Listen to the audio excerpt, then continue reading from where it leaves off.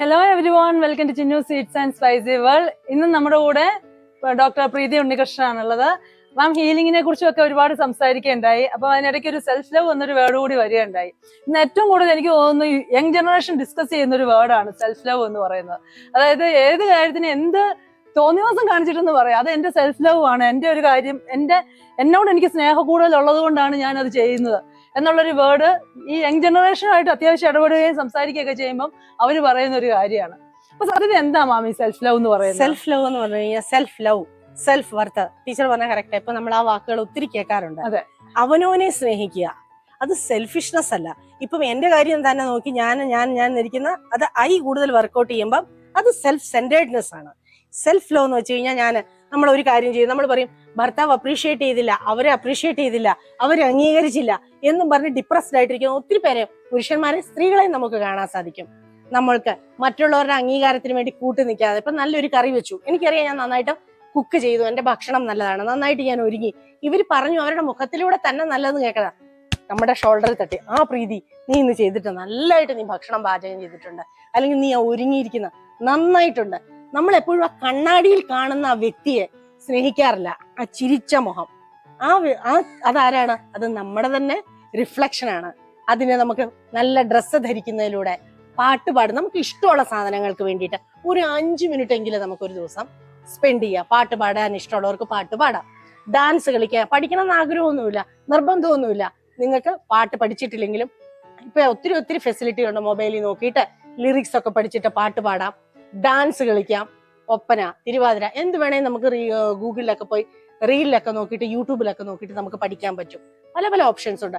അവനവന് ഇഷ്ടമാണ്. മറ്റുള്ളവരുടെ അംഗീകാരത്തിന് വേണ്ടി വെയിറ്റ് ചെയ്യാതെ അവനവനെ ആ കണ്ണാടിയിൽ കാണുന്ന വ്യക്തിയെ സാറ്റിസ്ഫൈ ചെയ്യുക. അതുപോലെ തന്നെ ഹെഡിന് മസാജ് കൊടുക്കുക. നമ്മുടെ ബോഡിയാണ് പാമ്പർ ചെയ്യുന്നത്, ആ ടച്ചാണ് അതിനകത്ത് വർക്കൗട്ട് ആകുന്നത്. അതുപോലെ തന്നെ ബോഡി മസാജുകൾ വെളിയിൽ പോണ്ട, നമുക്ക് തന്നെ ചെയ്യാം. പയറുപൊടിയാകാം, വീട്ടിലുള്ള സാധനങ്ങളാകാം, ഓയിൽ മസാജാ. നമ്മളെ തന്നെ പാമ്പർ ചെയ്യുകയാണ്. നമ്മൾ മിററിൽ നോക്കി നീ സുന്ദരിയായിട്ടിരിക്കുന്നു. നമ്മൾ ബോഡിയിലൊക്കെ നമ്മൾ ടച്ച് ചെയ്യുമ്പം നമ്മൾ ആഗ്രഹിക്കുന്ന ഒരു സ്നേഹം ആഗ്രഹിക്കാത്ത ആരുമില്ല. എല്ലാവർക്കും ഇഷ്ടമാണ് സ്നേഹിക്കപ്പെടുന്നത്, ഇല്ലേ? പക്ഷെ നമ്മൾ നമ്മുടെ ഈഗോ കൊണ്ട് പലപ്പോഴും പറയാറില്ല. അതൊക്കെയും നമുക്ക് നമ്മുടെ തലോടലിലൂടെ നമുക്ക് കിട്ടുന്നു. അപ്രീഷിയേറ്റ് ചെയ്യുമ്പോൾ കണ്ണാടിയിൽ നോക്കിയിട്ട് ആ മിടുക്കിയായിരിക്കുന്നു, നീ സുന്ദരിയായിരിക്കുന്നു എന്ന് പറയുമ്പോൾ നമ്മൾ അറിയാതെ തന്നെ നമ്മുടെ ബോഡിയിൽ പല മാറ്റങ്ങളും, രാസമാറ്റങ്ങളും, പോസിറ്റീവ് ഹോർമോൺസ് നമ്മുടെ ബോഡിയിൽ റിലീസ് ആകുന്നു. അവനവന് ഇഷ്ടമുള്ള കാര്യങ്ങൾ വരും. ഹാപ്പി ഹോർമോൺസ് എന്ന് പറയില്ലേ? നമ്മുടെ ബോഡിയിൽ നമുക്ക് പ്രോഗ്രസ് വരുത്തുന്ന, നമ്മളെ നല്ലൊരു വ്യക്തിയാക്കുന്ന, നമ്മളെ കാണുമ്പോൾ മറ്റുള്ളവർക്ക് ആകർഷണം വരുന്ന വിധത്തിലുള്ള വ്യക്തികളാകണമെങ്കിൽ നമുക്ക് കൊച്ചു കാര്യങ്ങൾ പലതും നമുക്ക് ചെയ്യാൻ പറ്റും. സെൽഫ് ലവ് അതിന്റെ മെയിൻ കാര്യമാണ്.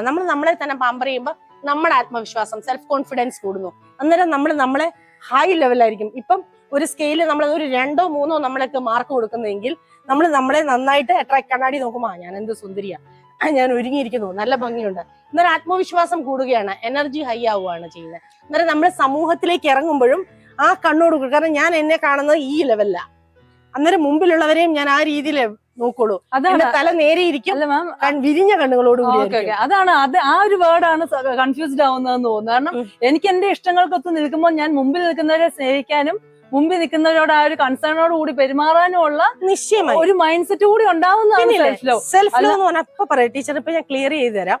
സെൽഫ് ലവ്, ഈ സ്നേഹം എന്ന വികാരം, ഞാൻ എന്നെ സ്നേഹിക്കുമ്പോൾ എന്റെ ഹാർട്ട് ചക്ര എനിക്ക് ഇതില്ലേ എലിവേറ്റ് ആവുകയാണ്. അന്നേരം എനിക്കറിയാം ഇങ്ങനെയാണ് സ്നേഹം. അന്നേരം നമുക്ക് മറ്റുള്ളവരെ സ്നേഹിക്കാനും തോന്നും. അല്ല ഞാൻ തന്നെ ഉണ്ടാക്കി, ഞാൻ തന്നെ ചെയ്തു, അത് സെൽഫ് ലവ് അല്ല, അത് സ്വാർത്ഥതയുടെ കാറ്റഗറിയിലാണ് വരുന്നത്. ഇത് കമ്പാഷൻ ഉണ്ടാകുന്ന കാര്യം. എനിക്ക് സന്തോഷം വരുന്നു, എന്റെ സന്തോഷം, ഞാൻ സന്തോഷിക്കുന്നുണ്ട്, അത് സാറ്റിസ്ഫൈഡ് ആണ്, എനിക്കത് മതി. മറ്റൊരാൾക്ക് എന്ത് ഫീൽ ചെയ്യുന്നു, അത് ഗുരുദേവൻ പറഞ്ഞ ഒരു വാക്കുകളുണ്ട്. അവനവൻ ആത്മസംതൃപ്തിക്ക് ചെയ്യുന്നത് മറ്റുള്ളവർക്ക് ബുദ്ധിമുട്ടാകാൻ പാടില്ല. സെൽഫ് ലവ് ആണെങ്കിലും ഇത് സിമ്പിൾ ആയിട്ടുള്ള കാര്യങ്ങളാണ് ഞാൻ പറഞ്ഞത്. നമ്മൾ ഒരു ടീച്ചർ ഒരു 10 ദിവസം ചെയ്ത് നോക്കിക്കേ, ഒരു റീൽ ഉണ്ടാക്കിക്കേ, അതുപോലെ തന്നെ ഒരു ഡാൻസ് കളിക്കുക, പാട്ട് കളിക്കുക. ഞാൻ ചെയ്യാറുള്ള കാര്യങ്ങളാണ്, ആളുകളെ കൊണ്ട് ചെയ്യിക്കാറുള്ളതാണ്. അത് കഴിയുമ്പോൾ അവരുടെ മുഖം ഒന്ന് കണക്ക്, അവളൊക്കെ ചുവന്ന് തൊടുത്ത്, പ്രായം ഒരു 60 ഉണ്ടാണെങ്കിൽ അവർ തോന്നുന്നത് ഒരു 50ന്റെ ഫീലിംഗ് ആയിരിക്കും. പുരുഷന്മാരാണെങ്കിലും നല്ല ഡ്രസ്സൊക്കെ ഇട്ട് നല്ല ഒരു പ്രേം നസീറിനെ പോലെ അവർക്കുള്ളിൽ തോന്നാം, ഇല്ലേ? നമുക്ക് ശീലയും ആകാം, എന്തുകൊണ്ടായിക്കൂടാ? നിശ്ചയമായിട്ട് എല്ലാം നമ്മുടെ കൈകളിലുള്ള കാര്യങ്ങളാണ്, സിമ്പിൾ ആയിട്ടുള്ള കാര്യങ്ങൾ. എപ്പോഴും ഒത്തിരി പൈസ മുടക്കുന്നതിലല്ല കാര്യം.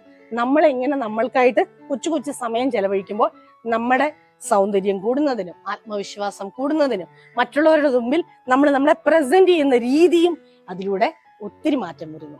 പക്ഷെ നെഗറ്റീവ് ആയിട്ടുള്ള കാര്യങ്ങൾ ചെയ്തിട്ട് അത് എന്റെ സെൽഫ് ലവ് കൊണ്ടാണ് എന്ന് പറയുന്ന ആളുകൾ, അങ്ങനെയുള്ള ആളുകളെ ഞാൻ കണ്ടിട്ടുണ്ട്. നമ്മുടെ നെഗറ്റീവ് ആയിട്ടുള്ള കാര്യങ്ങൾ ഇപ്പൊ എന്താ പറയാ, വീട്ടില് ഒന്ന് ചെയ്യുന്നു, വീട്ടില് ഒന്ന് ഹൈഡ് ചെയ്ത് വെച്ചിട്ട് സ്വന്തമായിട്ടുള്ള ഡ്യുവൽ പേഴ്സണാലിറ്റി അല്ലേ, സ്വന്തമായിട്ടുള്ള സന്തോഷങ്ങൾ കണ്ടെത്തുന്നു. കൂട്ടുകാരുടെ കൂടെ ആണെങ്കിലും ഇങ്ങനെ, ഞാൻ നേരത്തെ എപ്പോഴും മാമിനോട് സംസാരിച്ചോ പറഞ്ഞ കൂട്ടുകാരുടെ കൂടെ ഇങ്ങനെ തകർത്ത് കുറച്ച് ഡ്രിങ്ക്സ് ഒക്കെ കഴിച്ചോ, അല്ലെങ്കിൽ അത് സെൽഫ് സെന്റേർഡ്നെസ്. പക്ഷെ അതിന് സെൽഫ് ലവ് എന്നാണ് കാറ്റഗറൈസ് ചെയ്തത്. എനിക്ക് എന്നെ ഇഷ്ടമാണ്, എനിക്കിങ്ങനെ ജീവിക്കുന്നത് സന്തോഷമാണ്. ഡിസ്ട്രക്റ്റീവ് മൈൻഡ് അല്ലേ, ദോഷമല്ലേ വരുന്നത്, അവർക്കും സമൂഹത്തിനും ഗുണമല്ലേ വരുന്നത്. ഇത് നമ്മൾ ഈ ചെയ്യുന്നോണ്ട് എല്ലാവർക്കും ഗുണമല്ലേ ഉള്ളൂ. കാരണം ഞാൻ നല്ല സുന്ദരിയായിരിക്കും, അന്നേരം നല്ലപോലെ ഞാൻ ഒരുങ്ങി അങ്ങനെ ഇരിക്കും, എനിക്ക് മറ്റുള്ളവരോട് സ്നേഹം തോന്നുള്ളൂ, അവരെ സന്തോഷിപ്പിക്കാനേ തോന്നുള്ളൂ. അന്നേരം എന്റെ വൈബ്രേഷണൽ എനർജി ഞാൻ നേരത്തെയും പറഞ്ഞിരുന്നു, അതായത് തോട്ട്സ് എപ്പോഴും ഇലക്ട്രിക് നേച്ചറാണ്, ഇമോഷൻസ് മാഗ്നറ്റിക് നേച്ചറാണ്. അന്നേരം ഇത് രണ്ടും കൂടെ ഒരുമിച്ച് ജെല്ലാകുമ്പോൾ നമ്മുടെ വൈബ്രേഷണൽ എനർജി ഒത്തിരി ഹൈ ആവുന്നു.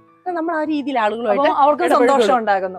അപ്പൊ തീർച്ചയായിട്ടും ഇത്രയേ ഉള്ളൂ, അധികം ഒന്നും പറയാനില്ല. ഇപ്പൊ ഒത്തിരി പേർക്ക് സംശയമുള്ളതാണെന്ന് തോന്നുന്നു. അവനവനെ സ്നേഹിക്കുകയാണ്, എന്റെ സന്തോഷം എന്ന് പറഞ്ഞ് മാം പറഞ്ഞ പോലെ ഡിസ്ട്രക്റ്റീവ് ആയിട്ടുള്ള കാര്യങ്ങൾ, മുമ്പിൽ നിൽക്കുന്നവർക്ക് സങ്കടങ്ങൾ ഉണ്ടാക്കുന്ന കാര്യങ്ങൾ ഒരുപാട് ചെയ്തിട്ട് അത് ഇപ്പൊ ചിലപ്പോൾ പേരൻസിനായിരിക്കാം, അല്ലെങ്കിൽ കൂടെ ഉള്ളവർക്കായിരിക്കാം, പാർട്ട്ണർക്കാവാം, കുട്ടികൾക്കാവാം, ആർക്കെങ്കിലും ഒക്കെ ആവാം, ഫ്രണ്ട്സിനാവാം, ഈവൻ നല്ല ഫ്രണ്ട്സിനാവാം. നല്ലത് പറഞ്ഞു കൊടുക്കുന്ന ഫ്രണ്ട്സിനോടും ഇപ്പം മോശമായിട്ട് കൂടെ നിൽക്കുന്ന ഫ്രണ്ട്സ് ഉണ്ടാവും. അപ്പൊ നല്ലത് പറയുന്നവരോട് ഇതെന്റെ ഇഷ്ടമാണ്, എന്റെ സ്നേഹം കൊണ്ടാണ്, എന്നോടുള്ള സ്നേഹം കൊണ്ടാണെന്ന് പറയുന്നവരുണ്ടാവാം. അപ്പം തീർച്ചയായിട്ടും സെൽഫ് സെന്റേർഡ്നെസ് അല്ല, സെൽഫ് ലവ് മീൻസ് നമ്മൾ സന്തോഷിക്കുക, നമ്മൾ മറ്റുള്ളവർ, നമ്മുടെ ആ സന്തോഷം മറ്റുള്ളവരിലേക്ക് സന്തോഷമായിട്ട് പകർന്നു കൊടുക്കാൻ പറ്റുക, അതാണ്. അപ്പൊ thank you ma'am, thank you so much. ഇന്നത്തെ വീഡിയോ ഞാൻ ഇവിടെ വൈൻഡപ്പ് ചെയ്യാണ്. ഇഷ്ടമായെങ്കിൽ ലൈക്ക് ചെയ്യുക, ഷെയർ ചെയ്യുക, കമന്റ് ചെയ്യുക, സബ്സ്ക്രൈബും ചെയ്യുക. മാമുമായിട്ട് ഞാൻ ഡോക്ടർ പ്രീതൻ, ഡോക്ടറുടെ കൂടെ ഞാൻ പറഞ്ഞു ഡോക്ടറുടെ ഫ്രണ്ടാണ്, ഡോക്ടർ പ്രീതന്റെ ഫ്രണ്ടാണ് മാം. അപ്പം ഡോക്ടറുടെ കൂടെ ഇനിയും വീഡിയോസ് ഞാൻ വരുമെന്ന് പറഞ്ഞതുപോലെ മാമിന്റെ കൂടെ ഇനിയും ഒരുപാട് വീഡിയോസ് ചെയ്യാൻ പറ്റുമെന്ന് കരുതുന്നു. Thank you so much.